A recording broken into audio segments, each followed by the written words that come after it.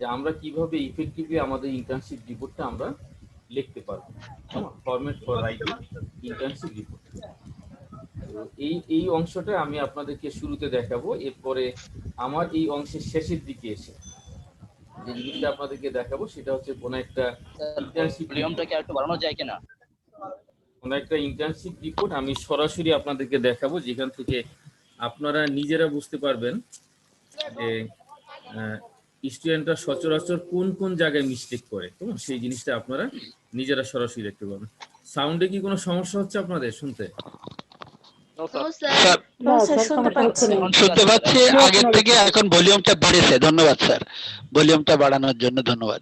Jubair sir Basbagan থেকে শুনতে পাচ্ছে না, তো এই জন্য কনফার্ম হওয়া লাগলো আর কি। জুবাইর স্যার আপনি এখন শুনতে পাচ্ছেন তো? স্যার আগে ভলিউমটা কম ছিল স্যার, এখন ঠিক আছে, শোনা যাচ্ছে স্যার। আচ্ছা আলহামদুলিল্লাহ, রবি স্যারের মতোই বলছি। আলহামদুলিল্লাহ ঠিক আছে। আমি নর্মাল যে প্রসিডিউর থাকে আমাদের ইন্টার্নশিপের, ওই জিনিসগুলো নিয়ে আমি এত ডিটেলস কথা বলবো না। আমি একটু নিশ্চিত হতে চাই এখানে যারা আছেন তাদের ভিতরে এই মুহূর্তে ইন্টার্নশিপ করতেছেন কে কে, একটু যদি ইয়েস বলেন আর কি।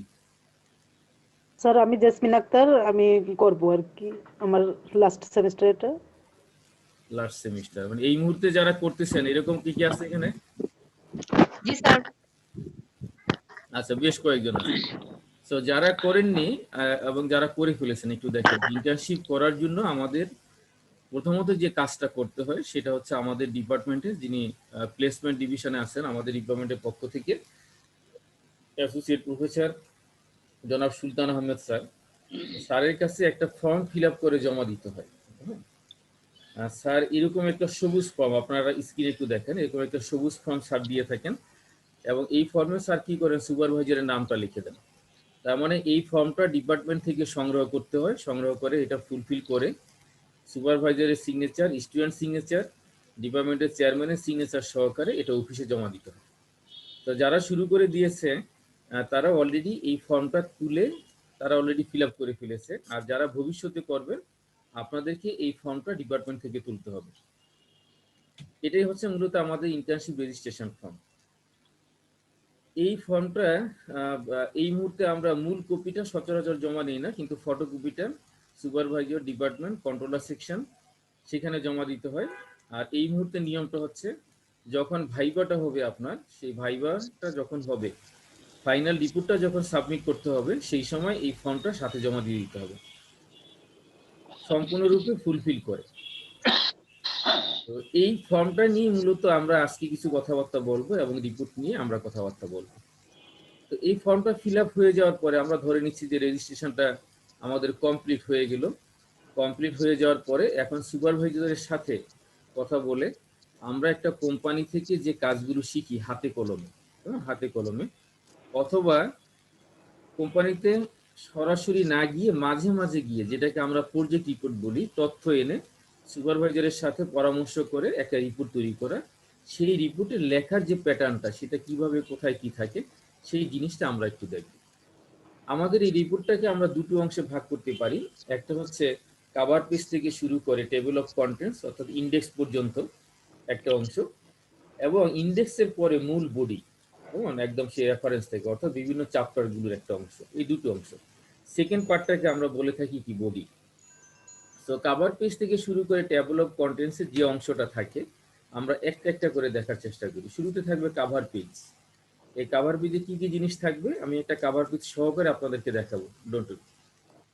তো এই কভার পেজের পরে একটা অংশ থাকবে যেখানে শুধুমাত্র রিপোর্টের নামটা লেখা থাকবে, শুধুমাত্র রিপোর্টের টাইটেলটা লেখা থাকবে একটা পেজের মাঝখানে, অন্য কিছু থাকবে না। টাইটেল পেজের পরে হুবহু আবার কভার পেজ থাকে, এই জিনিসটাকে বলা হয় second title page, same as cover page. অর্থাৎ কভার পেজ যেটা থাকবে সেই কভার পেজটাকে আমরা দুবার দিই, শুরুতে একবার, তারপরে আমরা টাইটেল পেজটা দিব, টাইটেল পেজের পরে আবার আমরা কভার পেজটা দিব। মনে রাখতে হবে যে এই তিনটে পেজে কোনো ধরনের কোনো ফরম্যাটের পেজ নাম্বার দেওয়া যাবে না। আপনারা যদি কোনো বইয়ের কভার পেজ দেখেন সেখানে কোনো নাম্বার থাকে না, তাহলে এই তিনটা পেজে কোনো ধরনের নাম্বার থাকবে না। এই তিনটা পেজের পরে দুটো এসেনশিয়াল পেজ থাকে, সেগুলিকে আমরা বলে থাকি ডিক্লারেশন পেজ, ঘোষণা দেওয়া, ডিসক্লেইম করা। কেমন? ডিসক্লেইমার। ফার্স্ট ওয়ান যেটা, that is students declaration page. কেমন? সেখানে যিনি রিসার্চার, যিনি এই রিপোর্টটা তৈরি করতেছেন, তিনি একটা ঘোষণা দিবেন। ঘোষণা দিবেন এই যে আমি এই রিপোর্টটা কারো কাছ থেকে চুরি করি নাই, কপি করি নাই, আমি এটা কোনো অসৎ উদ্দেশ্যে ব্যবহার করব না, এই কথাটা বলে উনি একটা সিগনেচার দিবেন। এটা একটা আইনগত ভিত্তি, অর্থাৎ আপনি জেনে বুঝে সিগনেচার করতেছেন। আপনার এই রিপোর্টে যদি এই ধরনের কোনো অনৈতিক কোনো কিছু ধরা পড়ে তাহলে আপনার রিপোর্টটা বাতিল করা যাবে, এই মর্মে আপনি একটা ঘোষণা দিয়ে সিগনেচার করতেছেন। এর পরবর্তীতে যেটা থাকবে সেটা হচ্ছে অফিসিয়াল সার্টিফিকেশন পেজ, অর্থাৎ ডিপার্টমেন্টের পক্ষ থেকে আপনার আপনি যে ঘোষণাটা দিলেন এবং আপনার গোটা রিপোর্টটা সেই রিপোর্টটাকে আমরা কি করব, অনুমোদন দিব। আমরা অনুমোদন দিব যে আপনার এই রিপোর্টটা ঠিক আছে, এটা অথেন্টিক, এবং সে মূলত এই সুপারভাইজারের আন্ডারে কাজ করছে, সে চুরিদারি কিছু করে নাই। This report may be accepted in terms of quality and form. এটার গুণগত মান এবং বিআইইউর প্রেসক্রাইব ফরম্যাট অনুযায়ী এই রিপোর্টটাকে গ্রহণ করা যেতে পারে এবং এই রিপোর্টটা ভাইভা বোর্ডের জন্য এখন প্লেস করা যেতে পারে। এই পেজটার পরে আরেকটা জিনিস আসবে, সেটা হচ্ছে অ্যাকনলেজমেন্ট। অ্যাকনলেজমেন্ট মানে হচ্ছে কৃতজ্ঞতা প্রকাশ করা। আপনি যে বিবিএ প্রোগ্রামটা শেষ করলেন, এমবিএ প্রোগ্রাম শেষ করলেন, তারপরে ইন্টার্নশিপ করলেন, ইন্টার্নশিপের একটা রিপোর্ট তৈরি করলেন, এই কাজগুলো করতে গিয়ে যে বা যারা আপনাকে সহযোগিতা করছে, মহান আল্লাহ রাবুল আলামিন থেকে শুরু করে আপনার পিতামাতা, আপনার শিক্ষক, আপনার বন্ধু বান্ধব, ইভেন যে আপনাকে একটা কম্পোজ করতে সহযোগিতা করছে, বাইন্ডিংস করতে সহযোগিতা করছে, কেমন, সবার প্রতি আপনি কৃতজ্ঞতা জানাতে পারেন এই জায়গাটাতে। This is called acknowledgement page. গুরুত্বপূর্ণ যে জিনিসটা থাকবে সেটাকে বলা হয় এক্সিকিউটিভ সামারি। এক্সিকিউটিভ খুব সংক্ষিপ্তভাবে গোটা রিপোর্টটাকে উপস্থাপন করা হয় 4টা প্যারাগ্রাফের মাধ্যমে। অর্থাৎ যে কেউ বোর্ডে যারা থাকবে তারা শুরুতে 60-70 পেজের এই রিপোর্টটা না পড়ে শুধুমাত্র একটা পেজ পড়ে দেখবে। এই পেজের ভিতরে এই রিপোর্টের গোটা সামারিটা দেওয়া থাকে। এটা নিয়ে আমরা কথা বলবো ইন প্র্যাকটিক্যালি। এই সামারিটা দেওয়া থাকবে। সামারিটার পরে আরেকটা জিনিস দেওয়া থাকে, সেটাকে বলা হয় অ্যাক্রোনিমস, অর্থাৎ সংক্ষিপ্ত কোনো একটা জিনিসের ইলাবোরেশন। For example বিআইইউ। এই বিআইইউ মানে কি যেন, এটা কে বলতে পারবে? বিআইইউ বাংলাদেশ ইসলামী ইউনিভার্সিটি। বাংলাদেশ ইসলামী ইউনিভার্সিটি। গুড। তাহলে এরকম জিনিস বিআইইউ কথাটা লিখে ইকুয়াল টু অথবা একটা হাইফেন দিয়ে লিখতে হবে বাংলাদেশ ইসলামী ইউনিভার্সিটি, আইবিবিএল, যেমন ইসলামী ব্যাংক বাংলাদেশ লিমিটেড। শুরুতে সংক্ষিপ্ত অংশটা যেটাকে আমরা বলি এফবিবিএস, তারপরে এটার ইলাবোরেশনটা থাকবে। এই অ্যাক্রোনিমসের পরে বাকি যে অংশটা থাকবে সেটা হচ্ছে টেবল অফ কন্টেন্টস। কেমন? অর্থাৎ সোজা কথা ইন্ডেক্সটা থাকবে। ইন্ডেক্সে অনেক ফরম্যাট থাকতে পারে, কিন্তু আমরা সচরাচর সরাসরি ইন্ডেক্স, চ্যাপ্টারের নাম এবং সেখানে চ্যাপ্টারের প্রত্যেকটা সাব হেডিং যেগুলো থাকবে সেগুলোর পেজ সহ আমরা দিব। এবার যদি আপনারা এই অংশটুকু, অর্থাৎ স্টুডেন্ট ডিক্লারেশন থেকে শুরু করে টেবল অফ কন্টেন্টস, এই অংশটুকু ডান দিকে তাকান, তাহলে দেখবেন এখানে রোমান সংখ্যা দেওয়া আছে, রোমান 1, 2, 3, 4, 5 and 6। অর্থাৎ এখানে পেজ নাম্বার থাকবে, কিন্তু সেই পেজ নাম্বারটা উল্লেখ করতে হবে রোমান সংখ্যায়। কেমন? নর্মাল নাম্বার ফরম্যাটে না, এটা রোমান সংখ্যায় উল্লেখ করতে হবে। ওয়েল, এটা গেল আমাদের রিপোর্টের ফার্স্ট অংশটা। কেমন? ফার্স্ট অংশটা। সেকেন্ড অংশ যেটা, সেটা হচ্ছে আমাদের রিপোর্টের মূল বডি। কেমন? মূল বডি। তো সেই বডিটার ভিতরে আমরা মূলত 5টা অংশে অর্থাৎ 5টা চ্যাপ্টারে আমরা ভাগ করে থাকি আমাদের এই বডিটা। এই জায়গাটা একটু মনোযোগ সহকারে শুনতে হবে। আমরা যারা সুপারভাইজার হিসেবে এখানে আসি, যে আজকে মিটিংয়ে আমরা যে টিচাররা এখানে আসি, তো দেখা যায় যে আমাদের স্টুডেন্টরা অনেক সময় ইন্টারনেটে যুক্ত, কখনো কখনো গুগল থেকে ডাউনলোড করে নিয়ে আসে, কখনো নীলক্ষেত থেকে কেবল সংগ্রহ করে নিয়ে আসে। আমি কিনে আনছি কিংবা চুরি করে আনছি এরকম খারাপ শব্দ ব্যবহার না করলাম, আমি বললাম যে সংগ্রহ করে নিয়ে আসে। আনার পরে একদম মানে কিরা কসম কেটে, স্যার খোদার কসম এই রিপোর্ট আমি তৈরি করছি। কেমন? আপনারা যেইভাবে বলছেন স্যার, আমি সেইভাবে খাইটা খুঁজে না ঘুমিয়ে স্যার আমি তৈরি করছি।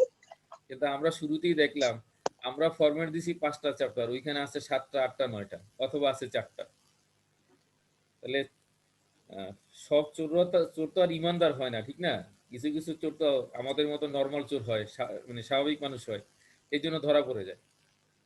তো এই 5টা চ্যাপ্টার মনে রাখতে হবে যে আমাদের রিপোর্টটা মাত্র 5টা চ্যাপ্টারে বিভক্ত। সেই 5টা চ্যাপ্টারের নাম কি? আমরা 5টা চ্যাপ্টারের নাম একটু দেখে নিই। প্রথম যেটা সেটা হচ্ছে ইন্ট্রোডাকশন। কি কি থাকবে আমরা একটু পরে দেখবো, একটা একটা করে দেখবো। Then chapter 2 profile of the organization, অর্থাৎ যে প্রতিষ্ঠানের উপরে আমরা কাজ করব সেই প্রতিষ্ঠানের একটা ব্রিফ আমাদেরকে দিতে হবে 7-8 পেজের ভিতরে। এখানে চ্যাপ্টারটার নামটা আমরা বলছি প্রোফাইল অফ দ্য অর্গানাইজেশন, কিন্তু আমরা যখন রিপোর্টটা তৈরি করব, কেমন, রিপোর্টটা যখন আমরা তৈরি করতে যাব সেইখানে আমরা এই প্রোফাইল অফ দ্য অর্গানাইজেশন কথাটা লিখব না, আমরা সেইখানে সরাসরি এই জিনিসটা লিখব।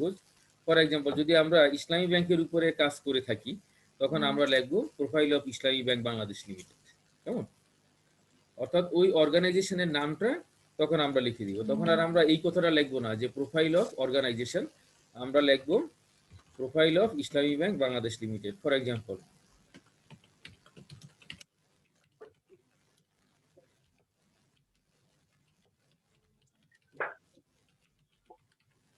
ওকে, তাহলে চ্যাপ্টারের নাম প্রোফাইল অফ দ্য অর্গানাইজেশন, কিন্তু রিপোর্ট তৈরি করার সময় আমরা অফ দ্য অর্গানাইজেশন, যে দ্য অর্গানাইজেশন কথাটা কেটে দিব, কেটে দিয়ে লিখবো ইসলামী ব্যাংক বাংলাদেশ লিমিটেড, কেমন, এটা যেন মনে থাকে আমাদের। সো সেকেন্ড চ্যাপ্টারটা যখন আমাদের শেষ হয়ে যাবে তখন থার্ড চ্যাপ্টারে আমাদেরকে আসতে হবে। সেই থার্ড চ্যাপ্টারে আমাদের কি থাকবে? থার্ড চ্যাপ্টারটা হচ্ছে কনসেপচুয়াল ফ্রেমওয়ার্কস, অর্থাৎ রিপোর্টটা আমরা যে বিষয়ের উপরে তৈরি করতেছি সেই বিষয় সংশ্লিষ্ট থিওরিক্যাল কথাবার্তা আমাদের কি আছে, তাত্ত্বিক কথাবার্তাগুলো আমরা এখানে লিখি। যদি আমার রিপোর্টটা হয় general banking activities of Islami bank Bangladesh limited, তাহলে আমি লিখবো what is bank, what are the functions of bank, কেমন, what is general banking, what is cheque, what is cross cheque, what are the types of cheque, এরকম জিনিসগুলো। এবং এই ধরনের কাজ অতীতে যদি কেউ করে থাকে তাহলে তার নাম মেনশন করে, টাইটেল মেনশন করে, তার কিছু মেজর ফাইন্ডিংসটা এখানে উল্লেখ করে দিতে হবে। এই হচ্ছে আমাদের কনসেপচুয়াল ফ্রেমওয়ার্ক, অর্থাৎ কনসেপ্টটা আমরা ক্লিয়ার করে নিব। যদি সেটা ইসলামী ব্যাংক হয় তাহলে ইসলামী ব্যাংক কাকে বলে, কনভেনশনাল ব্যাংকের সাথে ইসলামী ব্যাংকের পার্থক্য কি, এরকম। যদি এরকম হয় যে training and development procedure of Islami bank Bangladesh limited, তাহলে বিষয়টা কি চলে আসলো, যে এখানে ট্রেনিংটা কি জিনিস, ট্রেনিংটা কিভাবে দেওয়া হয়, ট্রেনিং এর বেনিফিটটা কি, কেমন, এরকম থিওরিক্যাল জিনিসগুলো আমরা কি করব আমাদের এই কনসেপচুয়াল ফ্রেমওয়ার্কসের ভিতরে আমরা দিয়ে দিই। চ্যাপ্টার 3টা যখন শেষ হয়ে যাবে তখন আমরা চলে আসব chapter 4। This is the main part of the report, this is the main part of the report, analysis and findings. অর্থাৎ আমরা যে টপিকের উপরে কাজ করতেছি সেই টপিকের ডিটেলস বর্ণনা বিশ্লেষণ সহকারে চ্যাপ্টার 4-এ থাকবে। এখানে মূলত 3টা জিনিস আমরা দিই এই চ্যাপ্টার 4-এ, একটা হচ্ছে অ্যানালাইসিস, 2 নম্বরটা ফাইন্ডিংস, 3 নম্বর যেটা সেটা হচ্ছে আমাদের কর্পোরেট অ্যাটাচমেন্ট, যেটাকে আমরা বলে থাকি লার্নিংস ফ্রম ইন্টার্নশিপ। অর্থাৎ একটা কর্পোরেশনে আমরা হাতে কলমে অনেকগুলো ডিভিশনের কাজ শিখি, কিন্তু রিপোর্টটা তৈরি করতে বলা হয় সুনির্দিষ্ট কোনো একটা কাজের উপরে। যেমন আমরা যদি ব্যাংকের কথা বলি, সেখানে শুধুমাত্র অপারেশনের দিক থেকেই ব্যাংকে general banking, investment, foreign exchange, এই 3টা জিনিস থাকে। কন্ট্রোলিং এর দিক থেকে আমরা দেখি হিউম্যান রিসোর্স ম্যানেজমেন্ট, কেমন, এরকম জিনিসগুলো থাকে। আবার তাদের প্রচার প্রচারণার জন্য মার্কেটিং ডিভিশনটা থাকে, তাদের আইটি সেক্টরটা থাকে, কেমন, তাদের এমআইএস সেক্টরটা থাকে। কিন্তু রিপোর্ট যদি শুধু তৈরি করতে বলা হয় জেনারেল ব্যাংকিং এর উপরে, কিন্তু আমি তো বাকি জিনিসগুলো শিখছি, তাহলে সেই জিনিসগুলো সম্পর্কে 2 পেজের ভিতরে একটা বর্ণনা দিতে হয় এই চ্যাপ্টার 4-এর শেষে, যেটার নাম হচ্ছে লার্নিংস ফ্রম ইন্টার্নশিপ। তো চ্যাপ্টার 4টা যখন শেষ হয়ে যাবে, চ্যাপ্টার 4-এর পরে আমাদের মেইন অ্যাট্রাকশন যেটা থাকবে সেটা হচ্ছে রিকমেন্ডেশনস অ্যান্ড কনক্লুশনস। আমরা যদি 10টা ফাইন্ডিংস দেই তাহলে নর্মালি 10টা রিকমেন্ডেশন থাকবে। 1 নম্বর ফাইন্ডিংসে আমরা যা বলবো, 1 নম্বর রিকমেন্ডেশনে সেটা সলিউশন বলবো। ফাইন্ডিংসটা মূলত একটা কর্পোরেশনের ভালো দিক এবং সমস্যা এই দুটো ইন্ডিকেট করে। তার এই মুহূর্তে ভালো দিকটা কি আছে সেটা ধরে রাখার জন্য কি করতে হবে, তাহলে ভালো দিক যেটা আমরা খুঁজে বের করলাম ফাইন্ডিংস, অথবা তার এই মুহূর্তে কি কি প্রবলেম আছে আমার এই টপিক রিলেটেড, সেটা আমার একটা ফাইন্ডিংস। রিকমেন্ডেশনে গিয়ে ওই ভালো দিকগুলো ধরে রাখার জন্য সে কি করবে, আর প্রবলেমগুলো সলিউশনটা কি হবে সেটা রিকমেন্ডেশনে লিখতে হবে। কনক্লুশন যেটা, মানে in a nutshell, conclusion is the abstract of the executive summary. আমরা কনক্লুশন যেটা লিখবো সেটা হচ্ছে ওই যে রিপোর্টের শুরুতে আমরা এক্সিকিউটিভ সামারি লিখেছিলাম, সেই এক্সিকিউটিভ সামারিটাকে আবার নতুন করে একটু অ্যাবস্ট্রাক্ট তৈরি করতে হয়, কেমন? সেই জিনিসটাকে আমরা কনক্লুশন আকারে একদম সস্তায় আমরা চালিয়ে দিতে পারি, খুব সহজ জিনিস। এবার এই যে রিপোর্টটা আমরা তৈরি করলাম, এটা তৈরি করতে গিয়ে আমরা বিভিন্ন জায়গা থেকে বিভিন্ন জিনিসের সহযোগিতা নিছি। ফর এক্সাম্পল, আমি ব্যাংকের একটা ডিফিনিশন দিলাম, এই ডিফিনিশনটা হতে পারে আমি কোনো একটা বই থেকে নিয়েছি, কিংবা আমি গুগল থেকে সার্চ করে কোনো একটা ওয়েবসাইট থেকে নিয়েছি। তাহলে এই সোর্সটা আমাকে মেনশন করতে হবে ইন ডিটেলস। সেই জিনিসটা কি বলা হয়? রেফারেন্স, কেমন? তো চ্যাপ্টার 5 এর পরে ম্যান্ডেটরি একটা জিনিস থাকবে, সেটা হচ্ছে রেফারেন্স, কেমন? চ্যাপ্টার 5টা যখন শেষ হয়ে যাবে, কনক্লুশন শেষ, তারপরে রেফারেন্সটা দিতে হবে। রেফারেন্সের ক্ষেত্রে আমরা এপিএ, কেমন, আপার রেফারেন্সিং মেথড নামে একটা মেথড আমরা ব্যবহার করি আমাদের বিআইইউতে, এবং আমরা আশা করতেছি যে আপনারা রিসার্চ মেথোডোলজি নামে একটা কোর্স আপনারা কমপ্লিট করেছেন, সেখানে আপনারা কম বেশি শিখেছেন। আর তারপরে আমাদের যারা ইন্টার্নশিপ সুপারভাইজার থাকবেন তারা আপনাদেরকে এই ব্যাপারে হেল্প করে থাকেন। এই জিনিসটা গুগলে অ্যাভেলেবল পাওয়া যায়, আমরা চেষ্টা করব শেষের দিকে একটু দেখাতে। আর রিপোর্টে দিলে রিপোর্টটা অনেক বড় হয়ে যায়, কেমন? এই কারণে কি করতে হয়, রেফারেন্সের পরে যদি মনে করেন দিলে আপনার রিপোর্টটা সুন্দর হবে, অপশনাল হিসেবে অ্যাপেন্ডিক্সটা দেওয়া যায়, কেমন? ইন্টার্নশিপ রিপোর্টে অ্যাপেন্ডিক্সটা অত বেশি ম্যান্ডেটরি না, কিন্তু দিলে এটা সৌন্দর্যটা বৃদ্ধি পায়।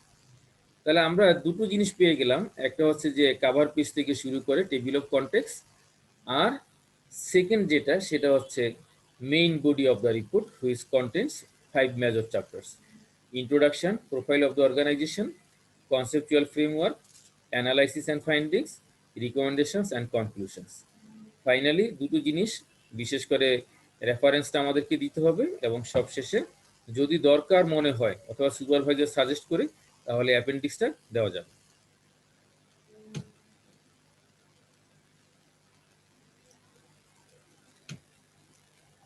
ওকে, আমরা কাভার পেজের কথা বলেছিলাম, কেমন?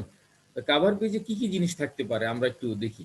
এটা আমি আপনাদেরকে সময় দিচ্ছি 1 মিনিট, একটু কাভার পেজটা দেখেন সবাই। এখানে একটা কাভার পেজ দেওয়া আছে, স্যাম্পল কাভার পেজ।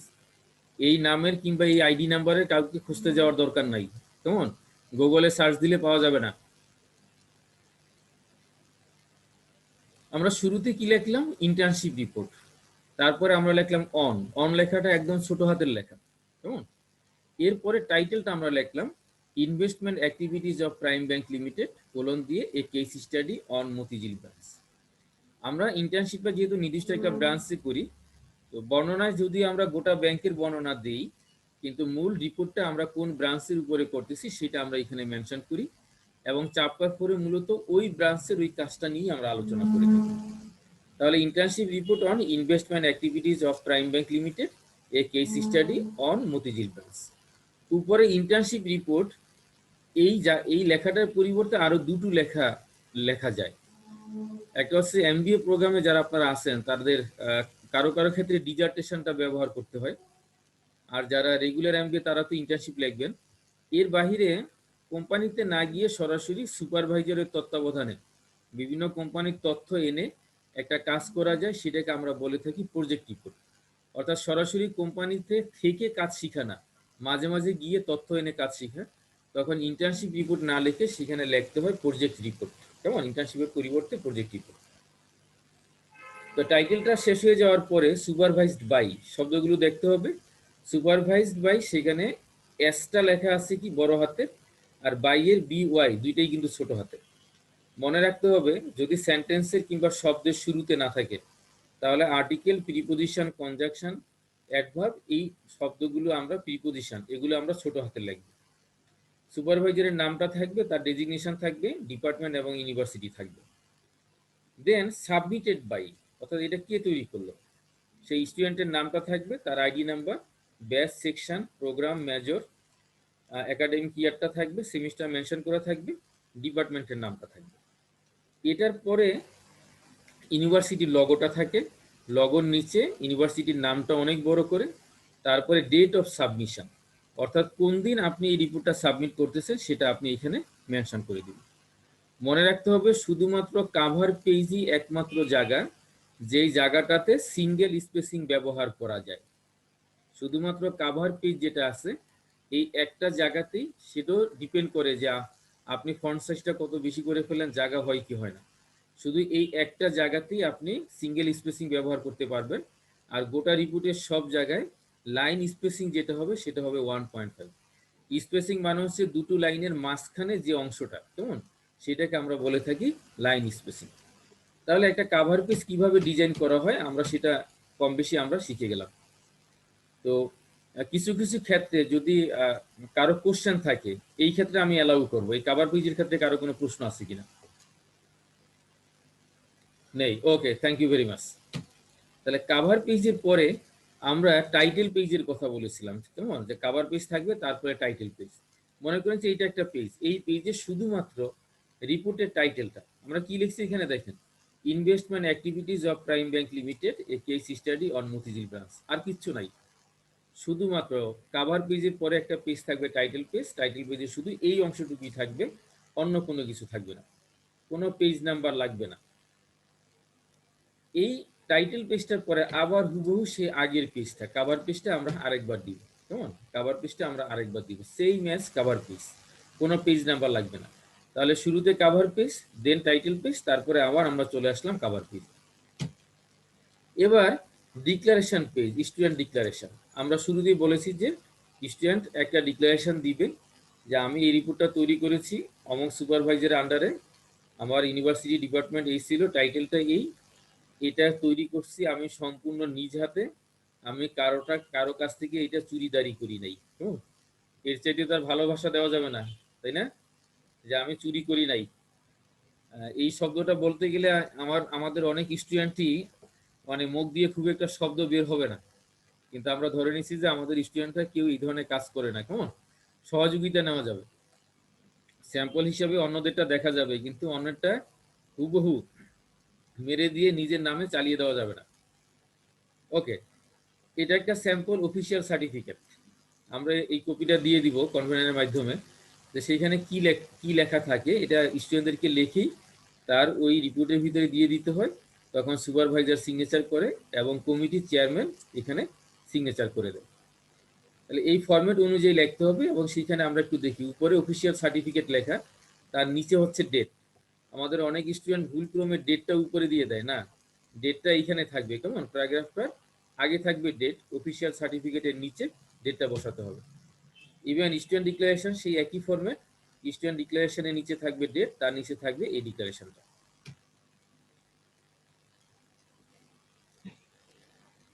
ওকে, আমরা এক্সিকিউটিভ সামারিটা একটু সবাই মনে করে দেখব। এক্সিকিউটিভ সামারিতে 4টা জিনিস মেনশন করতে হয়, কেমন, মেইনলি 4টা প্যারাগ্রাফ মেনশন করতে হয়। সেই প্যারাগ্রাফগুলো কি কি?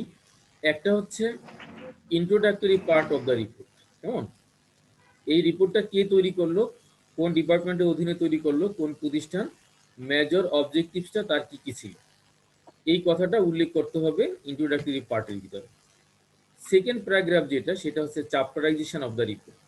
স্টার্ট করতে হয় এইভাবে, the report is divided into 5 chapters, কেমন, in chapter 1 I have mention this things, chapter 2 content this things, অর্থাৎ কোন চ্যাপ্টারে কি লেখা আছে সেটা একটু এখানে মেনশন করে দিতে হবে।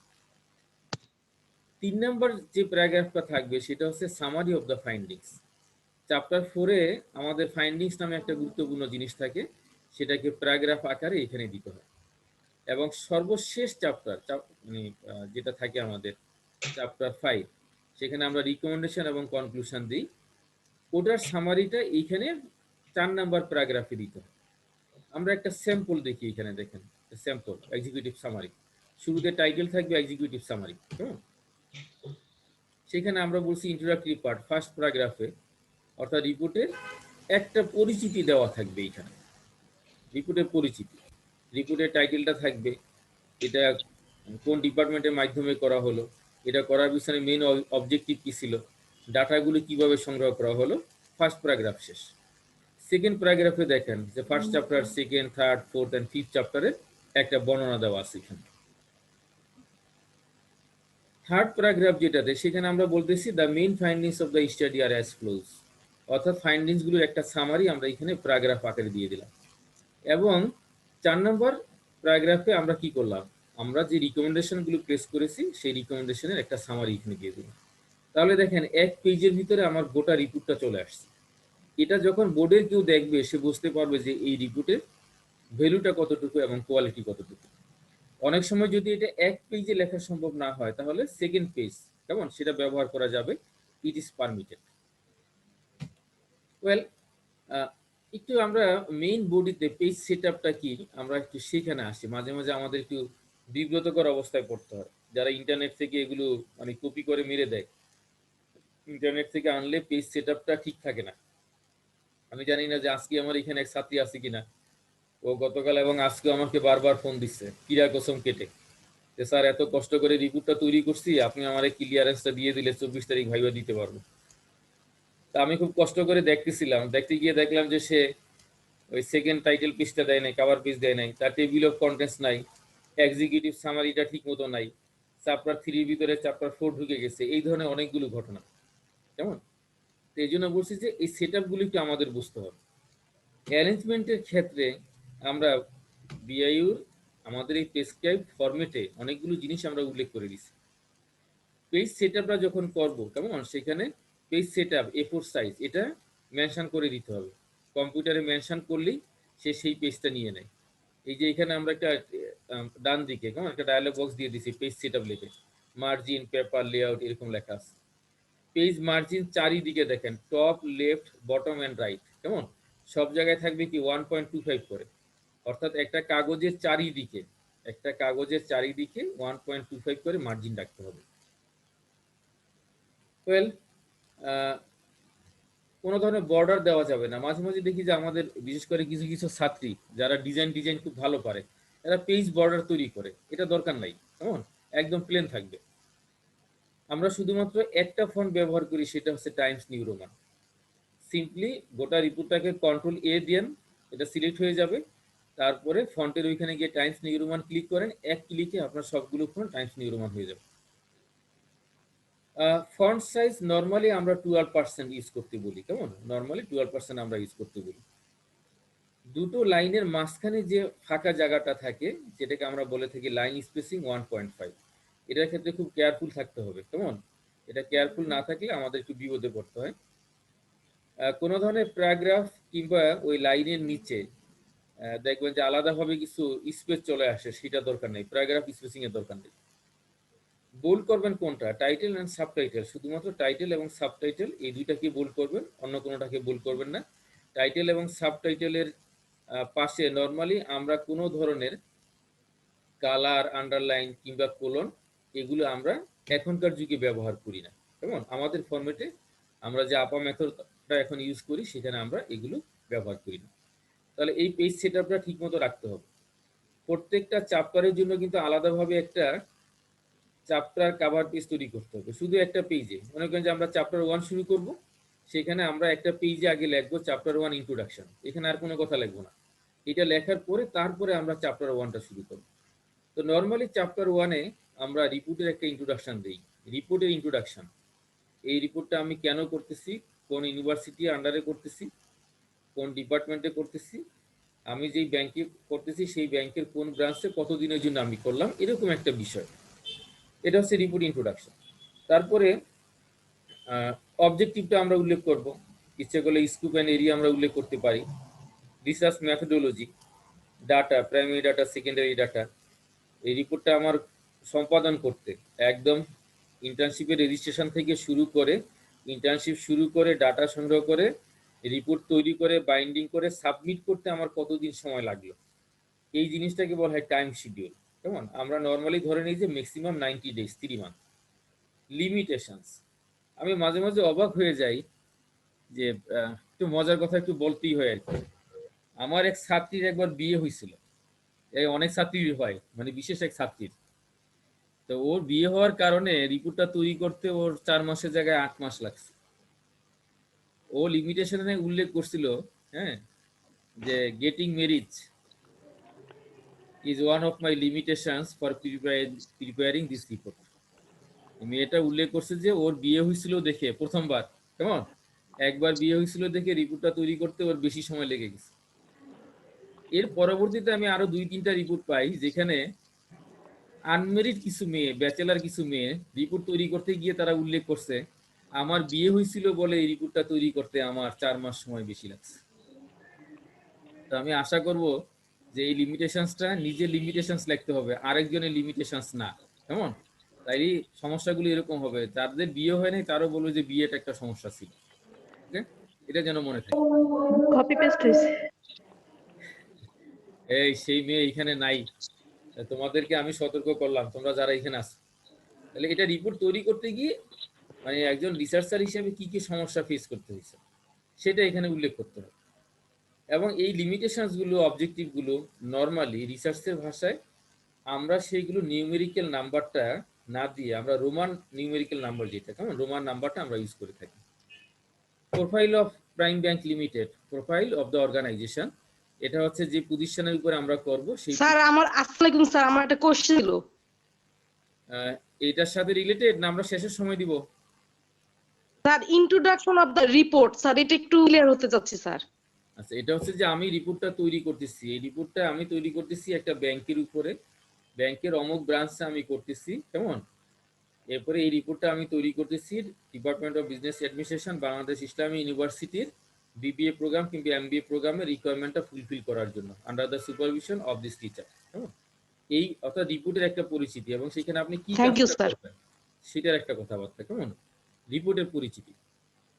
ওয়েল, তাহলে প্রোফাইলটা গেল যে এই ব্যাংকের অর্থাৎ প্রতিষ্ঠানে, সেটা ব্যাংক হোক অন্য কোনো কর্পোরেশন হোক, হ্যাঁ, সেটার একটা ব্যাপক পরিচিতি এখানে দিতে হবে।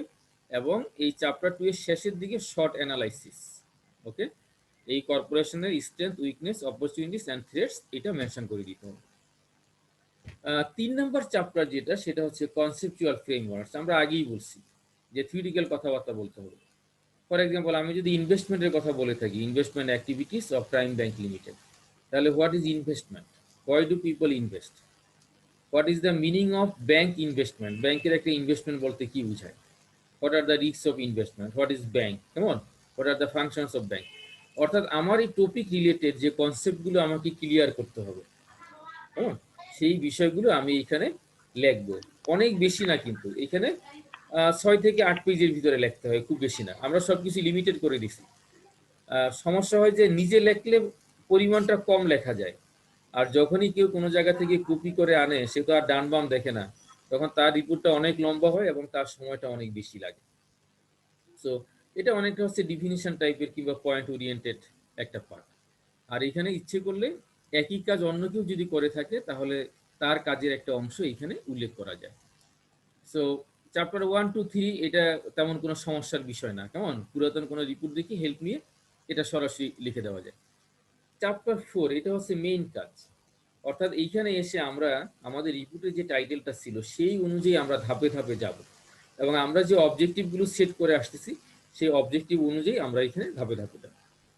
তো আমার রিপোর্টের টাইটেলটা যদি হয়ে থাকে investment activities of prime bank limited, আমরা এখানে যে কভার পেজটা দেখলাম সেখানে এই টাইটেলটা লেখা, তাহলে চ্যাপ্টার 4 এ এসে আমরা শুরুতে যে কাজটা করব, আমরা চ্যাপ্টার 4 এর শুরুতে লিখব investment activities of prime bank limited, একটা লিস্ট দিব আমরা। Followings are the investment activities of prime bank limited, অর্থাৎ প্রাইম ব্যাংক ইনভেস্টমেন্টের কি কি কাজগুলো করে থাকে। যদি এরকম থাকে training and development programs of prime bank limited, তাহলে ট্রেনিং প্রোগ্রামসগুলোর আমরা লিস্ট দিব, ডেভেলপমেন্ট প্রোগ্রামসগুলোর আমরা আগে লিস্ট দিব। এরপরে আমরা কি করবো, এর প্রত্যেকটা জিনিসের বর্ণনা করব, কোন কাজটা সে কিভাবে করে, করতে গেলে তার সমস্যাটা কি হয় এবং তার বেনিফিটটা কি হয়। তাহলে শুরুতে বর্ণনা, কেমন? এরপরে আমি কি করলাম, তার সুবিধাটা কি, অসুবিধাটা কি, এই যে সুবিধা অসুবিধাটা আমি লিখে ফেললাম, দিস ইজ মাই ফাইন্ডিংস, কেমন?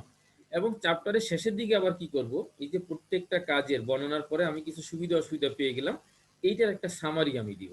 এইটাই হচ্ছে major findings of the study. এবং এখানে ফাইন্ডিংসটা বোঝার সহজ রাস্তা কি, problems and strength of the organisation. এরপরে এই চ্যাপ্টার 4 এর 3 নম্বরে এসে আমরা বলবো লার্নিংস ফ্রম দ্য ইন্টার্নশিপ, অর্থাৎ আমি রিপোর্টটা তৈরি করলাম যেটার উপরে, এর বাইরে আমি আর কি কি কাজ শিখেছি। আমি দেখেছি যে ব্যাংকের ব্রাঞ্চ ম্যানেজার উনি একটা মিটিং করেন, উনি সকালবেলা এসে সকল ডেস্কে যান, তার কর্মচারীদের খোঁজ নেন, কেমন? এই যে দেখে দেখে শিখা। আমি দেখলাম যে ব্রেকের সময় হয়তো সবাই একসাথে নাস্তা করতেছে, এটা শিক্ষা, একটা কর্পোরেট কালচার।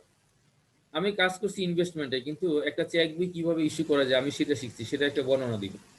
রিমিটেন্স কিভাবে কালেকশন করে আমি সেটা বর্ণনা দিব। ব্রাঞ্চ ম্যানেজার সবাইকে নিয়ে মিটিং করেন, কেমন? এটা ট্রেনিং এর একটা অংশ, ডেভেলপমেন্টের একটা অংশ। সেটা উনি কিভাবে শুরু করেন, কিভাবে শেষ করেন, অন্যরা কিভাবে সেখানে পার্টিসিপেট করে। তাহলে আমি এই যে জিনিসগুলো শিখলাম এগুলো আমি বর্ণনা দিব ম্যাক্সিমাম 2 পেজের ভিতরে। This is learnings from the internship. ফাইন্ডিংসে যেগুলো থাকবে সেগুলো সব রোমান সংখ্যায় দিতে হয়, এবং মনে রাখবেন 1 নম্বর ফাইন্ডিংসে যা থাকবে 1 নম্বর রিকমেন্ডেশনে সেইটার আলোকে আপনাকে সলিউশনটা দিতে হবে। ওকে, চ্যাপ্টার 4 শেষ। এবার আমরা রিপোর্টের একদম শেষের দিকে, কেমন? একদম শেষের দিকে, শেষের দিকে তার মানে কি চ্যাপ্টার 5। এই 5 নাম্বার চ্যাপ্টার যেটা আছে সেই চ্যাপ্টারটাই হচ্ছে আমাদের রিকমেন্ডেশনস এন্ড কনক্লুশনস, কেমন? রিকমেন্ডেশনটা আমরা আগে লিখবো 5.1 চ্যাপ্টার 5 এর, দেন 5.2 দুটো আমরা 2 পেজে লিখবো, মানে আলাদা আলাদা পেজে একদম শুরু থেকে। তাহলে রিকমেন্ডেশন আমরা বললাম based on findings on and followed by the findings. আর কনক্লুশন গোটা রিপোর্টার একটা সামারি। আমি এটার একটা সংক্ষিপ্ত টিপস আপনাদেরকে দিছিলাম, সেটা হচ্ছে this is the abstract of the executive summary, কেমন? এক্সিকিউটিভ সামারিতে আপনি যা লিখে আসছেন মোটামুটি সেটার একটা অ্যাবস্ট্রাক্ট তৈরি করে একটু ল্যাঙ্গুয়েজটা চেঞ্জ করে আপনি কনক্লুশনে দিয়ে দেন, আপনার রিপোর্টটা হুবহু তৈরি হয়ে যাবে। তো আমাদের এই চ্যাপ্টারাইজেশন শেষ, 5টা চ্যাপ্টার শেষ। এবার আমাদেরকে দিতে হবে রেফারেন্স, কেমন? এবার আমরা রেফারেন্সে চলে আসবো। তো আমাদের রেফারেন্স যেটা আছে সেখানে আমরা বলি যে এপিএ মেথডটা আমরা ফলো করি। এপিএ মেথডে নরমালি একটা মানুষের নামের লাস্ট অংশ যেটা থাকে, কেমন? একটা মানুষের নামের লাস্ট অংশ যেটা থাকে সেই অংশটা আমরা সবার আগে দিই। এখানে আপনারা একটু দেখেন আমরা লিখছি বেজলি, তারপরে যদি একটু তাকান দেখেন এস লিখে আমরা একটা ফুল স্টপ দিয়েছি। এই ভদ্রলোকের নাম হচ্ছে স্কট বেজলি, স্কট বেজলি। তাহলে তার নামের প্রথম অংশ হচ্ছে স্কট, সেকেন্ড অংশ হচ্ছে কি বেজলি। তাহলে আমরা কি করলাম, লাস্ট নেম যেটা সেটা আমরা শুরুতে লিখলাম বেজলি, এবং স্কটের প্রথম অক্ষর যেটা আসছে সেটা কি এস, এসটা আমরা বড় হাতে লিখে একটা ফুল স্টপ দিয়ে দিলাম। তাহলে নামের প্রথম শব্দটা প্রথম অংশটা লিখে আমরা কমা দিব, তারপরে নামের বাকি যতগুলো অংশ থাকবে যদি 2টা 3টা 4টা থাকে আমরা সবগুলোর প্রথম অক্ষর বড় হাতের লিখে ফুল স্টপ দিব। যদি একাধিক অথর থাকে তখন আমাদের যে কাজটা হবে, একাধিক অথর থাকলে আমরা মাঝখানে একটা এন বসায় দিব, কেমন?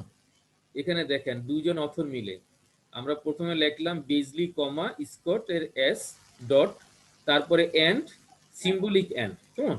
এটা লিখে আরেকজন অথরের নাম ছিল Eugene F Brigham, Eugene Fredrick Brigham. তাই আমরা এখানে কি করলাম, যেহেতু তার লাস্ট নেমটা হচ্ছে ব্রিংহাম আমরা শুরুতে ব্রিংহাম লিখলাম, ব্রিংহাম লিখে কমা, তারপরে ইউজেনি দেখেন আমরা ই বড় হাতে লিখে ফুল স্টপ, তারপরে এফ ফ্রেডরিকে এফ নিয়ে আমরা ফুল স্টপ দিলাম। তাহলে Beasley S full stop and Brigham comma E full stop F full stop, লেখকের নাম শেষ। এরপরে এই ভদ্রলোক এই বইটা কোন সালে পাবলিশ করছে, ইয়ার অফ পাবলিকেশন দেখেন ব্র্যাকেটে আমরা লিখলাম, লিখে আমরা কি করলাম ফুল স্টপ দিয়ে দিলাম, কেমন? আমরা এখানে ফুল স্টপ দিয়ে দিলাম ব্র্যাকেটে লিখে। এর পরবর্তীতে বইয়ের নামটা, কেমন? আমরা বইয়ের নামটা লিখলাম এসেনশিয়ালস অফ ম্যানেজারিয়াল ফাইন্যান্স। এই ক্ষেত্রে কি মনোযোগ সহকারে দেখতে হবে, এসেনশিয়ালস এর ইটা আমরা বড় হাতে লিখেছি, আর বাকি যতগুলো শব্দ ছিল সবগুলো দেখেন আমরা ছোট হাতে লিখেছি, বড় হাতে করিনি আমরা, এবং আমরা এটাকে কি করেছি আমরা ইটালিক করে দিয়েছি। তার পরবর্তীতে এসে এডিশন কথা আমরা লিখে দিলাম 13th এডিশন। এরপরে কোন শহর থেকে পাবলিশ হলো শহরের নাম লিখে আমরা কমা দিলাম, এবং কোন দেশ দেশের নাম লিখে আমরা এবার দিলাম কোলন, কেমন? কোলন দিয়ে এই বইটা কে পাবলিশ করলো আমরা সেই পাবলিশারের নামটা লিখে দিলাম। তাহলে রুলসটা কি, লাস্ট নেম ফার্স্ট, দেন অ্যালফাবেটিক্যাল অর্ডারে আমরা কি করতেছি যে তার নামের প্রথম অক্ষর ওই শব্দগুলোর প্রথম অক্ষরটা বড় হাতে নিয়ে ফুল স্টপ, নাম শেষ, year of publications in bracket full stop, name of the book in italic full stop, number of edition full stop, city comma country colon, কোলনের পরে হচ্ছে কি নেম অফ দ্য পাবলিশার্স। তাহলে এভাবে হচ্ছে কি যে আমাদেরকে এই রেফারেন্সগুলো সাজিয়ে দিতে হবে, এবং এইগুলো আমরা যখন ইনপুট দিব সেই ক্ষেত্রে একটু ভালো করে দেখতে হবে। প্রথম লাইনটা দেখেন একদম শুরু থেকে শুরু হয়েছে, কিন্তু সেকেন্ড লাইনের কথা যদি আমরা বলি আমরা কি করছি, সেকেন্ড লাইনটা একটু ফাঁকা রেখে আমরা শুরু করছি, তাই না? দুটো রেফারেন্সের ক্ষেত্রেই দেখেন সেকেন্ড লাইনটা কি একটু ফাঁকা রেখে, কেমন? এটা এমএস ওয়ার্ডে যদি আপনারা যান, অ্যালাইনমেন্টে দেখবেন হ্যাঙ্গিং নামে একটা জিনিস দেওয়া আছে, মানে ঝুলিয়ে দেওয়া, কেমন? এই হ্যাঙ্গিং কমান্ডটা দিলে এটা হয়ে যায়। অথবা হ্যাঙ্গিং যদি কেউ না পারেন, আপনারা কিবোর্ডে দেখবেন ট্যাব নামে একটা জিনিস আছে, ট্যাবটা চাপ দিলে এটা এরকম হয়ে যাবে। তো এটা হচ্ছে আমাদের গোটা রিপোর্টটাকে আমরা কিভাবে সাজাচ্ছি, কেমন? আমাদের সেই ফরম্যাটটা চলে আসলো। এখন বাকি যে অংশটুকু এই ক্ষেত্রে থাকবে, আমি সেই অংশটুকু নিয়ে আলোচনা করব না, কারণ ওই অংশটা আমাদের সম্মানিত চেয়ারম্যান স্যার তার যে টপিকটা আছে, কেমন, সেই টপিকে বিশেষ করে ভাইবার অংশটা আলোচনা করব। রিপোর্টটা যখন সুপারভাইজার একাধিকবার দেখে এটা ওকে করে দিবেন, তখন এটা বাইন্ডিং ফরম্যাটে ইউনিভার্সিটিতে জমা দিতে হয়। ইউনিভার্সিটির জন্য 3 কপি, আর আপনার নিজের জন্য 1 কপি করবেন, টোটাল 4 কপি। আপনার কপিটা নিয়ে আপনি ভাইবা বোর্ডে যেতে পারবেন। আমাদের অনেক স্টুডেন্ট কি করে যে নিয়মিত সুপারভাইজারের সাথে যোগাযোগ করে না, হুট করে দেখা গেল 60-70 পেজের একটা রিপোর্ট সে একদিন এনে সুপারভাইজারের কাছে দিয়েই 2 দিন 3 দিন পরে বলে যে স্যার আমাকে ক্লিয়ারেন্স দিয়ে দেন। এত সস্তায় কাজ হবে না। একটা রিপোর্ট সুপারভাইজারের কাছে দেওয়ার পরে সুপারভাইজার যতদিন পর্যন্ত কনফার্ম না হবেন, কেমন, তিনি এটা বারবার দেখতে থাকবেন। ধরে নিতে হবে নর্মালি সুপারভাইজারের কাছে রিপোর্টটা দেওয়ার পরে 1 মাস থেকে 1.5 মাস আপনাকে ওয়েট করতেই হবে, কারণ একটা রিপোর্ট আপনি যখন একবার দিবেন, সুপারভাইজার কমপক্ষে 1 সপ্তাহ সময় নেবে। সপ্তাহে একবারের বেশি তার সাথে যোগাযোগ করতে যাওয়ার মানে হচ্ছে আপনি কাজটা করেন নাই। উনি আপনাকে যে কারেকশনটা দিচ্ছেন, আমি আজকে দিলাম, আপনি কালকে আমাকে দিয়ে দিলেন, এর মানে হচ্ছে আপনি কাজ করেন নাই, কেমন? কাজ না করে আপনি দিয়ে দিচ্ছেন। আর আমরা অনেক সময় বলে থাকি যে টিচারদের চোখ আর কাগুয়ার চোখ হচ্ছে সমান। এখানে যারা পার্টিসিপেন্ট আছে, আপনারা কাগুয়া চিনেন? জি স্যার। আচ্ছা, কাগুয়া বলে ইন্দোতে লাগে কাক। কাক চিনি তো আমরা। কাকের কাজটা হচ্ছে রাস্তাঘাটের যত খারাপ জিনিস আছে, কেমন, খারাপ জিনিসের দিকে তার নজরটা যায় বেশি। আপনাকে মিউট করেন।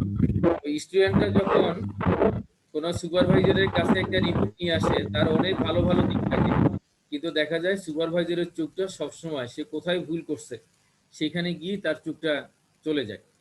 এই জন্য টিচারদের চোখ আর কাকের চোখ সমান, কেমন? এটা অভিজ্ঞতার একটা ব্যাপার হয়ে দাঁড়ায়। কাজেই শিক্ষকদের কাছে, টিচারদের কাছে রিপোর্ট দিয়ে জোরাজুরি করা যাবে না, ওয়েট করতে হবে। তো আমাদের শেষের দিকে যেটা থাকবে সেটা হচ্ছে participating in the presentation and viva. এই অংশটা চেয়ারম্যান স্যার আপনাদেরকে বলবেন। আমি শুধু এতটুকুই বলি, যাদের অনলাইন ভাইবার কপালে জুটবে, কারণ আজকে আমরা যখন এইখানে এই প্রোগ্রামে অংশ নিলাম, আমরা দেখলাম যে আমাদের বক্তা এবং পার্টিসিপেন্ট যারা আছে অধিকাংশই আমরা কি ভিডিও অফ করে কথা বলছি, তাই না? কিন্তু ভাইবার একটা অন্যতম গুরুত্বপূর্ণ দিক হচ্ছে কি অ্যাপিয়ারেন্স। সো অনলাইন ভাইবা যখন থাকবে, কেউ ভিডিও অফ করে ভাইবে পার্টিসিপেট করবেন না, কেমন? আর বাকি নিয়ম কানুনগুলো যা আছে সেটা ইনশাল্লাহ চেয়ারম্যান স্যার আপনাদেরকে বলে দিবে। আমি জাস্ট আপনাদেরকে একটা রিপোর্ট দেখানোর চেষ্টা করি, যে অনেক সময় স্টুডেন্টরা তাড়াহুড়া করে আমাদের কাছে চলে আসে এবং বলে যে আমার রিপোর্টটাকে ছেড়ে দেন, এবং সেটা করতে গেলে আমাদের কি সমস্যায় পড়তে হয়। একটা রিপোর্ট কি দেখা যাচ্ছে এখানে? জি স্যার। স্যার দেখা যাচ্ছে। আচ্ছা, রিপন মাহমুদের সাউন্ডে খুব সমস্যা হচ্ছে।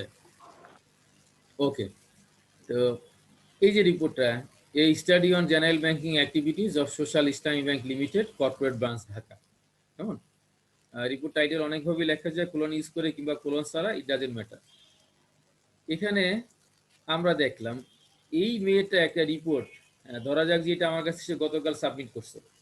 গতকাল কি ডিসেম্বর মাস ছিল? হ্যাঁ, গতকাল কি ডিসেম্বর মাস ছিল? ছিল না স্যার। ডিসেম্বর মাস স্যার। ছিল না। তো সে যার কাছ থেকে আনছে, হ্যাঁ, এটা কারেকশন করতে তার মনে নাই। তাহলে এই কাজটা কি করব, আমরা যখন কভার পেজ তৈরি করব তখন ডেট অফ সাবমিশন লিখে এই জায়গাটা ফাঁকা রাখতে হবে।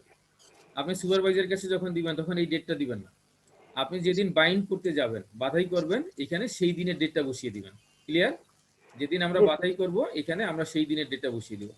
So this is cover page, এই স্টুডেন্টের কভার পেজ, দ্যাটস ফ্যান্টাস্টিক, কেমন? কভার পেজটা ঠিক আছে। এরপরে দেখেন এটা কি টাইটেল পেজ, শুধু আমরা কি বলছি, টাইটেল পেজে শুধু টাইটেলটা থাকবে, সে টাইটেলটা দিছে, দ্যাটস ওকে। টাইটেল পেজের পরে নিয়ম অনুযায়ী আমাদের কোন পেজটা আসার কথা? আবার কভার পেজটা আসার কথা, কেমন? আবার কভার পেজ আসার কথা। একটু দেখেন যে এই স্টুডেন্ট সেই কভার পেজটা দেয়নি, তার একটা মিস্টেক, কেমন? তার একটা মিস্টেক। কভার পেজের পরে কি আসবে? Student declaration. সেই স্টুডেন্ট ডিক্লারেশনটা এখানে দিছে, ল্যাঙ্গুয়েজ যাই হোক, কেমন? ঠিক আছে এখানে। এরপরে অফিসিয়াল সার্টিফিকেশন, আমরা বলছি যে উপরে টাইটেলটা থাকবে, তারপরে নিচে ডান দিকে ডেট থাকবে, সে ফরম্যাট অনুযায়ী এখানে সাজিয়ে দিছে। গুড। এই জায়গাটাতে এসে যদি আপনারা একটু দেখেন, হ্যাঁ, এইখানে ফাঁকাটা মনে হচ্ছে যেন অনেক বেশি। আমাদের নিয়মটা হচ্ছে যে আমরা ফাঁকা করব মাত্র 1.5, দুটো লাইনের মাঝখানে। আপনারা একটু ভালো করে দেখেন যে আমি একটু দেখানোর চেষ্টা করতেছি আপনাদেরকে যে লাইন অ্যালাইনমেন্ট গুলো আপনারা কোন জায়গায় গিয়ে পাবেন। এমএস ওয়ার্ডে দেখেন যে আমি একটা জায়গায় একটু গোল্লা মেরে দিছি, সার্কেল করে দিছি, দেখা যায় কিনা? এক জায়গায় একটু লাল গোল্লা মেরে দিছি। জি স্যার, দেখা যাচ্ছে স্যার। এখানে ক্লিক করলে এটা হচ্ছে আমাদের লাইন অ্যালাইনমেন্ট। আপনারা একটু তাকিয়ে দেখেন, সে এইখানে সিঙ্গেল লাইন স্পেসিং দিচ্ছে, সিঙ্গেল লাইন স্পেসিং, কিন্তু তারপরে তার লাইনগুলো কি অনেক ফাঁকা। এর মানে হচ্ছে সে এটা যেখান থেকে কপি করে আনছে সে জানে না যে কপি করে যেখান থেকে আনছে সেখানে প্যারাগ্রাফ স্পেসিং হয়ে গেছে। আপনারা যদি একটু ভালো করে দেখেন তাহলে দেখবেন যে তার ওইখানে প্যারাগ্রাফ স্পেসিং হয়ে গেছে, এই জিনিসটা সে বুঝতে পারেনি। এখানে যদি আমি রিমুভ প্যারাগ্রাফ দেই, এবার দেখেন যে লাইনের ভিতরে ওরকম ফাঁকা নাই, কিন্তু সিঙ্গেল স্পেসিং হওয়ার ফলে কি হচ্ছে, লাইনগুলো একদম কাছাকাছি হয়ে গেছে। আমাদের ফরম্যাটে থাকতে হবে কি 1.5। এবার আপনি 1.5 এ ক্লিক করেন, দেখেন এখন আর আগের মতন ওরকম ফাঁকা দেখা যায় না। কিন্তু আপনি যদি এখানে ক্লিক করে আবার এই জায়গায় যান, এখানে আপনাকে এবার 1.5 বরাবর টিক চিহ্ন দেখাবে। আজ এই কাজগুলো আপনাদেরকে অবশ্যই আমাদের কম্পিউটার অ্যাপ্লিকেশন এন্ড বিজনেস সেখানে কম বেশি দেখানোর কথা যদি সুযোগ থাকে। তারপরে নিয়ম অনুযায়ী সে কি করলো, অ্যাকনোলেজমেন্টে আসলো, দ্যাটস গুড, কেমন? এটা ঠিক আছে। এবার দেখেন সে যখন সাবমিট করছে আমার কাছে, সে জানে না যে যেখান থেকে কপি করে আনছে ওই কপি করতে গিয়ে যেখানে চ্যাপ্টারের কভার পেজ থাকবে, শুধু এই পেজে থাকবে চ্যাপ্টারের নামটা, এখানে আর অন্য কিছু থাকবে না। কিন্তু এই পেজের ভিতরে সে কি করছে, ওই চ্যাপ্টারের ইন্ট্রোডাকশনটা আবার সে ঢুকিয়ে দিচ্ছে, এটা সে খেয়াল করেনি। কিন্তু এই ইন্ট্রোডাকশনটা কি হবে, এটা চলে যাবে পরের পেজে, এই পেজে চ্যাপ্টারের নাম ছাড়া আর অন্য কিছু। ওকে, তাহলে এইভাবে তার এখন চ্যাপ্টার 1 শুরু হয়ে গেল। এখানে দেখেন যে অবজেক্টিভটা আছে, অবজেক্টিভ এইভাবে থাকতে হবে। তার চ্যাপ্টার 1টা আমরা দেখে ফেললাম। এই যে দেখেন টেবিল সে করছে, তাকিয়ে দেখেন সে কপি করে আনছে। তো এইখানে দেখেন যে ফার্স্ট রোটার ভিতরে অনেক বেশি ফাঁকা, এই ফাঁকাটা যে কমাতে হবে এই ইয়েটা তার ছিল না। তো টেবিলের ক্ষেত্রে নিয়মটা হচ্ছে আমরা শুরুতে টেবিল নাম্বার, তারপর টাইটেল লিখবো এবং নিচে লিখবো সোর্স। আর যদি ফিগার হয় উপরে কিছু লেখা যাবে না, ফিগারের নিচে ফিগার নাম্বার, টাইটেল এবং সোর্স, কেমন? তাহলে এই কাজগুলো করতে হবে। লিমিটেশন বলছিলাম, দেখেন কি থাকতে হবে, রোমান সংখ্যায় থাকতে হবে, কেমন? কপি করা যাবে না। তো মাশাআল্লাহ তার এই জিনিসগুলো ঠিক আছে। কিন্তু এইখানে দেখেন চ্যাপ্টার 1 এর একটা লাইন এখানে চলে আসছে, আর এইখানে চ্যাপ্টার 2 এর কভার পেজ চলে আসছে। তো এরকম অসংখ্য মিস্টেক, কেমন? আপনারা যখন রিপোর্ট সাবমিট করেন বিভিন্ন জায়গা থেকে এনে, সেখানে এই ধরনের মিস্টেকগুলো থেকে যায়, এই জিনিসগুলো আপনারা একটু দূর করে নেবেন। আমি একটু দেখাচ্ছি যে চুরিদারি করলে কি সমস্যাটা হয়। এই স্টুডেন্টটা রিপোর্টটা যখন আমাকে দেয়, সে রেফারেন্স গুলো হুবহু চুরি করছে। চুরি মানে আরেকজনের কাছ থেকে কপি করছে, কেমন? এই কপির বাংলা কি নকল না চুরি? হ্যাঁ, নকল। নকল। চুরি বললে ইজ্জত যাবে, তাই তো? স্যার আমি বলছি নকলের পরে হচ্ছে চুরি স্যার, চুরি চুরি স্যার। আচ্ছা ঠিক আছে, আমরা একটু পরে চুরি হচ্ছে দেখি। চুরি। অনুকরণ করা, চুরি। এই অনুকরণ করা। বিবিএ এমবিএ আমরা যারা পড়ছি, আমরা কি ফিনান্সিয়াল ম্যানেজমেন্ট, ফিনান্সিয়াল মার্কেট, হ্যাঁ, কর্পোরেট ফাইন্যান্স, এরকম কোনো বই কি আমরা পড়ি নাই যারা ফাইন্যান্স মেজরে? অবশ্যই যারা স্যার। যারা বিবিএ পড়ছি ফাইন্যান্স মেজর না, তারা কি financial management, fundamentals of finance এরকম কোনো কোর্স করি নাই এবং বই পড়ি নাই? অবশ্যই। কম্পারেটিভ ব্যাংকিং, ইন্স্যুরেন্সের বই পড়ি নাই? অবশ্যই স্যার। আমাদের গ্রিন আসসালামু মডেল আলাইকুম স্যার, আমাকে একটু টাইম শিডিউল ক্লিয়ারেন্স করবেন স্যার? একটু পরে প্রশ্ন যখন করবেন, অবজারভেশন এন্ড সুপার, এটা বুঝি নাই স্যার। আমরা একটু শেষ করি, কেমন? ওই সাথে সাথে কোশ্চেন করলে ভালো হতো, আমি সুযোগ দিব। এখানে একটু দেখেন রেফারেন্স চুরি করলে কি হয়। একজন অথরের নাম হচ্ছে গুপ্ত এমজে, সে বই লেখছে ইন্টারন্যাশনাল ফিনান্সিয়াল ম্যানেজমেন্ট। এই যে গুপ্ত যেটা আছে, এই ভদ্রলোক হচ্ছে স্ট্যাটিস্টিক্সের একজন ভদ্রলোক, পরিসংখ্যানের বই লিখেছে। এর জীবনে কোথাও কখনো ফিনান্সিয়াল ম্যানেজমেন্ট কিংবা ফিনান্সিয়াল মার্কেটের কোনো বই নাই। তো কোনো একজন কোন একটা ছেলে যে অন্য ডিপার্টমেন্টে সে গ্রিন মডেলে মাঝে মাঝে সে রিপোর্ট বিক্রি করে, সে কোথা থেকে একবার এরকম লিখে ফেলছে এবং সেই কপি কিন্তু অনাদিকাল পর্যন্ত চলতেছে এবং মনে হচ্ছে বেহেস্তে যাওয়ার আগ পর্যন্ত আমরা এই দুইটা নাম পেয়ে যাব। এই যে মেয়েটা এসে চ্যালেঞ্জ করে আমাদেরকে বলতেছিল, মানে এই স্টুডেন্ট, স্যার এটা সম্পূর্ণ আমি তৈরি করছি, খোদার কসম, রাইট জায়গা। তাহলে এখন এখন অবস্থাটা দেখেন যে মানুষ কনফিডেন্স সহকারে কিরা কসম কাইটা কি সুন্দর মিথ্যা কথা বলে। তাহলে এই কাজগুলো করা যাবে না। রেফারেন্সটা কি হচ্ছে যে আমরা যখন যেটা করব সেই কাজটা করতে হবে। এখানে যে লাইনগুলো আছে এই লাইনগুলোকে আমরা সোজা করে দেইনি।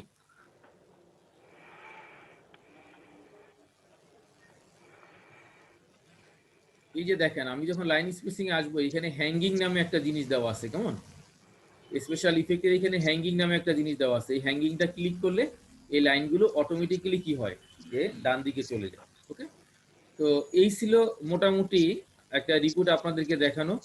এবং এই স্টুডেন্টটা যখন এই রিপোর্টটা ইন্টারনেট থেকে কপি করছে, তার বিভিন্ন জায়গায় কেমন বিভিন্ন জায়গায় অসংখ্য মিস্টেক।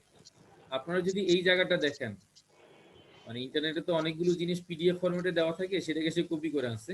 এই জায়গায় দেখেন যে লাইনগুলো সোজা নাই, ঠিক আছে? তো লাইনগুলো কি সোজা আছে? এখানে আমি যে অংশটা সিলেক্ট করলাম লাইনগুলো কি সোজা আছে ডান দিকে? না, স্যার। তাহলে আমাদের ফরম্যাট হচ্ছে কি, এটাকে জাস্টিফাই করতে হবে। জাস্টিফাই কিভাবে করলাম? এই যে দেখেন ডান দিকে যে তিনটা জিনিস ছিল, আমি একটু রাউন্ড করে দিই, এই যে এখানে জিনিসগুলো, এর ভিতরে আপনি যদি এইটা দেন, দেখেন লাইনের চেহারাটা একরকম হয়, লেফট অ্যালাইনমেন্ট দিলে একরকম হয়, কিন্তু আমরা দিব কি যে লাইনগুলো সমান আছে, এটাকে বলা হয় জাস্টিফিকেশন। আমরা জাস্টিফাই করে দিব। তাহলে এই কাজগুলো যদি আপনারা করেন, ইনশাল্লাহ আপনাদের রিপোর্টটা অত্যন্ত সুন্দর হবে। আপনাদের প্রত্যেকেরই কাজ থাকবে যেটা যে সুপারভাইজার যা বলে, কেমন সুপারভাইজারের সাথে নিয়মিত যোগাযোগ রাখতে হবে। মনে রাখবেন যে সুপারভাইজার ক্লিয়ারেন্স না দেওয়া পর্যন্ত এই রিপোর্টের ব্যাপারে যদি ইউনিভার্সিটির ভাইস চ্যান্সেলরও সুপারিশ ওয়ালাইকুম স্যার। কোনো লাভ স্যার হবে না। টাইম শিডিউল ক্লিয়ার করলে স্যার উপকার হইতো। The sheet the study sir.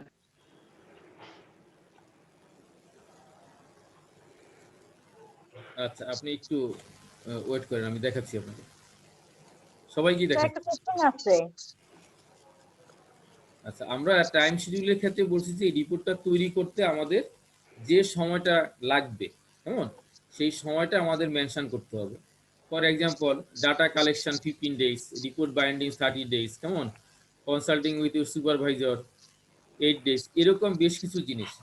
এটা একটা টেবিল আকারে দিতে হয়। আমি টেবিলটা একটু দেখিয়ে দিচ্ছি। এই স্টুডেন্টটার এখানেই এই টেবিলটা আছে। এই যে এখানে একটু দেখেন টাইম শিডিউল, দেখা যায় কিনা দেখেন, এখানে একটু দেখেন টাইম শিডিউল নামে একটা জিনিস দেখা যাচ্ছে, দেখতে পাচ্ছেন আপনারা? জি স্যার। জি স্যার। জি স্যার। সে কি লেখছে? ডাটা কালেকশনে তার 18 দিন, ডাটা প্রসেসিং 23 দিন, report preparation 33 days, report checking 13 days, report binding 3 days, কেমন টোটাল 90 days। আমরা সাজেস্ট করি যে যেহেতু আপনাকে আমরা 3 মাস ডিউরেশন দিচ্ছি, কাজে 3 মাস সময়, 3 মাসে মানে কি 90 দিন, আপনি 90 দিনটা কিভাবে ব্যবহার করলেন সেটা আপনি এই টাইম শিডিউলে দেখাই দিবেন। ওকে, থ্যাংক ইউ ভেরি মাচ। আর কেউ? আর যদি কোনো প্রশ্ন না থাকে তাহলে আমরা ইনশাআল্লাহ পরের সেশনে যাব। স্যার একটু কথা আছে। হ্যাঁ, শিওর। স্যার আমরা তো জানি কোঅর্ডিনেটর স্যার, তার সাথে যোগাযোগ করব, কিন্তু আপনি যে একটা সুপারভাইজার বললেন এটা আমি বুঝলাম না। আচ্ছা, কোঅর্ডিনেটর হয় প্রোগ্রামের জন্য, কেমন যেমন বিবিএ প্রোগ্রাম স্যার। কোঅর্ডিনেটর আমাদের doctor Mazharul Islam sir, MBA program sir. Coordinator আমাদের মিস্টার আব্দুল্লাহ মামুন স্যার, কেমন? মামুন স্যার। জি স্যার। আব্দুল্লাহ মামুন স্যার, জি স্যার। এরা হচ্ছে প্রোগ্রাম কোঅর্ডিনেটর। কিন্তু এই যে আমরা ইন্টার্নশিপ করব এবং একটা রিপোর্ট তৈরি করব, এটা জি। এটা যে স্যারের আন্ডারে করতে হয়, যে টিচারের ও আন্ডারে, আচ্ছা আচ্ছা। তাকে বলা হয় সুপারভাইজার। জি বুঝতে পারছি। হ্যাঁ, এটা জি ডিপার্টমেন্টের সকল টিচার হতে পারে। আপনার ভাগে একজন টিচার পড়বে, একাধিক টিচার না, টিচার কিংবা ম্যাডাম, কেমন? জি জি জি আচ্ছা। ওকে, আর কি এটা হচ্ছে আপনি যখন রেজিস্ট্রেশন করবেন, ওই যে সবুজ ফর্মটা শুরুতে জি দেখালাম, তখন আমাদের প্লেসমেন্ট ডাইরেক্টর যিনি আছেন সুলতান আহমেদ স্যার, উনি চেয়ারম্যান স্যারের সাথে কনসাল্ট করে, কেমন কোন স্টুডেন্টকে স্যার। কোন স্যারের আন্ডারে দিবেন এটা তারা ঠিক করে দেন। এটা ও স্টুডেন্টও আচ্ছা। জানবে না, ওই টিচারও জানবে না, কেমন? Right sir. Okay, thank you sir. Welcome. আর কেউ? না স্যার। সো এতক্ষণ পর্যন্ত এটা তো স্যার স্যার লিমিটেশনে আমাকে যদি কিছু লিখতে হয় তাহলে হয়তো আমি লিখবো যে আমি জুলফিকার স্যারের ক্লাস ফার্স্ট সেমিস্টারে একটা সেমিস্টারও পেলাম না। এটা তো শুধু আমি একা না, আমরা এখানে তো টিচার অনেক, প্রায় 2 ডজন টিচার। তো স্যার সকল আমি এখানে ভর্তি হওয়ার আগে আমাকে আমার ইনচার্জ বলেছিল যে জুলফিকার স্যার অনেক ভালো ক্লাস নেয়, এই জন্য আমি একটু মানে লোভ করতাম যে আমি ক্লাস পাবো, বাট এখনো পেলাম না, আমার 4th সেমিস্টার চলতেছে। আমাদের কোন টিচারই আলহামদুলিল্লাহ আমরা বলতে পারি যে বিআইইউ তে বিজনেস ফ্যাকাল্টিটা আমাদের এতটা রিচ, আমরা এই মুহূর্তে 7 জন পিএইচডি হোল্ডার এখানে আছি, বিদেশি ডিগ্রিধারী আমাদের অনেক আছে। যেমন সুলতান আহমেদ স্যার আলিগড় থেকে আসা, স্যারের ক্লাস যারা পেয়েছে তারা জানে। আমাদের আশরাফুর রশিদ পিএইচডি করা, শাহেদ আজম পিএইচডি করা, রবিউল ইসলাম রবি স্যার পিএইচডি করতেছে, ম্যাডামরা করতেছে। আমাদের কোন টিচার আমরা বলবো যে হ্যাঁ এক একজন টিচারের ধরনটা এক এক রকম, কিন্তু আমরা প্রত্যেকেই কিন্তু স্বতন্ত্রভাবে আমরা আমাদের সর্বোচ্চটা দেওয়ার চেষ্টা করি, কেমন পার্টিকুলার। আর স্যার এটা আমি টিচার কাউকে খাটো করার জন্য বলিনি, না, না, মানে আমি বলছি যে আপনার এটা- ক্লাসে এক্সট্রা কিছু পাবো এরকম চিন্তা করে বলছি। আচ্ছা, এটা টিচারদের ক্লাস না পেলেও সমস্যা নাই, একাডেমিক্যালি কেউ কোনো সমস্যায় পড়লে আমরা যে কোনো টিচার যে কোনো